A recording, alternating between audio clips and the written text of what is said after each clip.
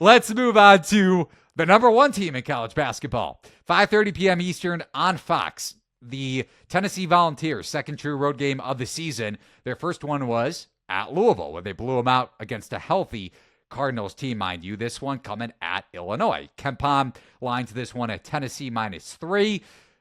We've seen it. You saw it live and in person, where Rick Barnes has found the best replacement possible for Dalton Knecht in Chaz Lanier, who, by the way, is a much better defender than Knecht. Oh, he can move, dude. Yeah, he is athletic and then some. So how do you cap this one? Is this the fade the number one ranked team on the road spot, or a little bit trickier than that? Well, we just got that. So I've had the pleasure of watching the number one team in college basketball 3 times already this season. I saw them just this week again at Madison Square Garden for the Jimmy V Classic, and they did not cover. And I took Miami, and it closed like 14.5. I think they won by 14, opened like 16.5. So I think that ship might have sailed. I think that one's gone. I think okay, they're number one. Maybe they're not that good though. And Miami was also a little bit unlucky. So it makes a lot of sense to see them not cover that. I liked Miami's fight at the end of that game. They didn't really give up. Now, Illinois here, I do think this is going to be a very well-priced game. I don't think you're going to get that overreaction. You're not really getting the unranked, down in their luck team. You're getting a team in Illinois that's also going to have very strong market share. If anything, I'm looking at Tennessee because this is just going to be a well-modeled game. And I think they probably have a little bit more of an ability to break the models, right? In terms of just like absolutely destroying their expected performances, going above and beyond what everyone thinks they can do. I mean, they absolutely dismantled Baylor. It was so impressive. That was such a tough spot, though, for Baylor. We have to account for that. Right. Yeah, you're right. And they had the cakewalk of playing Virginia. But I don't know. Between Zakai and the size inside and just the movement of the ball, Rick Barnes is very smart. I actually got to talk to him for 5 minutes at the Bahamas airport while we were waiting. I had literally holding a bag of Wendy's French fries and a shake in my hand. I'm like, oh, that's Rick Barnes. And I said, what's up? I haven't had a Frosty. I'm not allowed to get food from fast food restaurants, according to my wife. Gotta eat healthy. But I have been craving a Frosty for years, man. Just make one. Just go grab some vanilla ice cream and get that blender going. Get it done. It's not the same. I understand.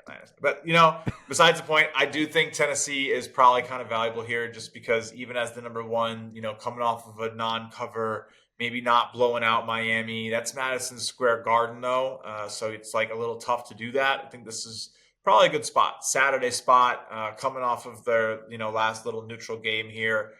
Give me Tennessee. I do think this team's going to be, we're going to be talking about them come that first weekend in April. Whether they get to that final game, I don't know.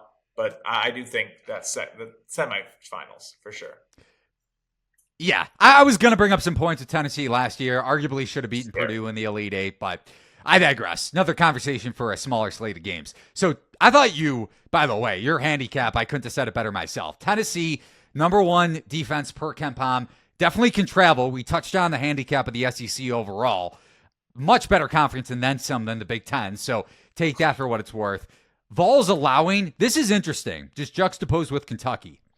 Vols allowing the 9th worst three-point shooting clip to the opposition in college basketball, 26.3%. But unlike Kentucky, opponents are shooting well above average on unguarded looks. Over 40%.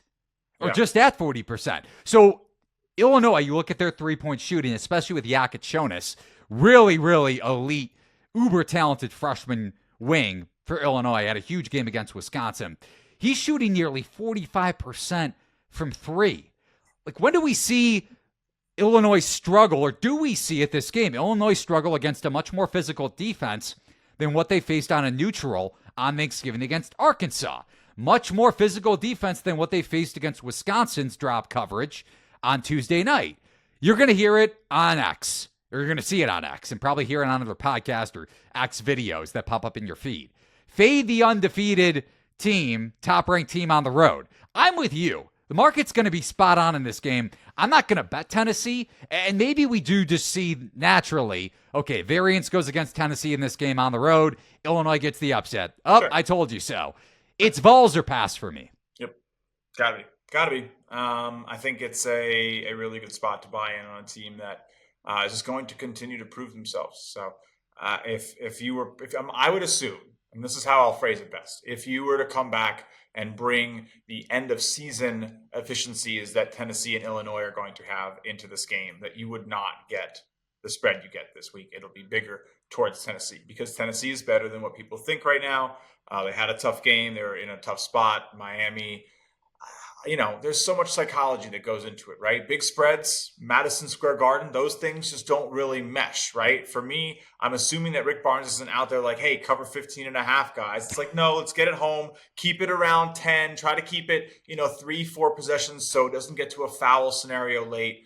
Just what these teams play for. And I think, so that's one of the earliest lessons I learned in sports betting when I was really getting into it is like, you want to understand a little bit of like some of the psychology of what a team is doing. Like a lot of times teams go out there to win the game a lot, so smaller spreads by that matter are just that much safer. Right. And we see it a lot in every sport. Sometimes the favorite just does not care to play the spread. They just care about winning by 1 point.